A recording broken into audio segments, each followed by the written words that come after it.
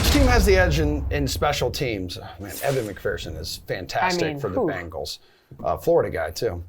We've seen lots of these games come down to a kick. Plus, we're going to have tons of offers over on the DK Sportsbook, like longest field goal, over-under there for longest field goal. Which team will have more punts? Can't overlook the special teams on the Sportsbook, AJ. Yeah, Emerson, I think you're right. I think Evan McPherson is what gives the Bengals the edge, in my opinion. Look, you started just the playoffs, 3 for 3 and over 50-yard kicks. He's been perfect the entire season, anything under 40 yards. So I'm going to look at some of those props that you mentioned here. Longest field goal made at over 47.5 comes in at -110. I like that. McPherson, like I said, he's been kicking 50-plus yarders for them in the postseason. The weather should be pretty good in LA there. And then longest field goal, if you pick the Bengals to get that, you can get -105. I like that one as well. So both these props to the kicking, and I'll go heavy Bengals because, yeah, McPherson has been just phenomenal all year.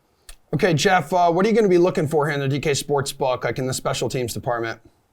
Yeah, no, I like the over 47.5 for longest field goal attempt as well. Matt Gay has a big leg. I mean, he's not as consistent as McLaughlin, obviously, but you know, he'll get the 50-yard attempts, and we've seen Sean McVay is not scared to throw out Matt Gay for a 50-plus yard attempt. McVay actually likes to take the field goals as well. So I think that Zach Taylor, if you look at Zach Taylor's him going for it on fourth down versus sort of taking the field goal too, it's actually dropped this year. He hasn't been as aggressive. So I think you could also take the total field goals over 3.5 plus 110. I think there's a lot of reasons to be bullish on the over for the field goal attempts made in this game. You've got two pretty solid offenses, but also two coaches who sort of will settle for field goals. We have one very consistent kicker and at least one kicker with a big leg on the Rams.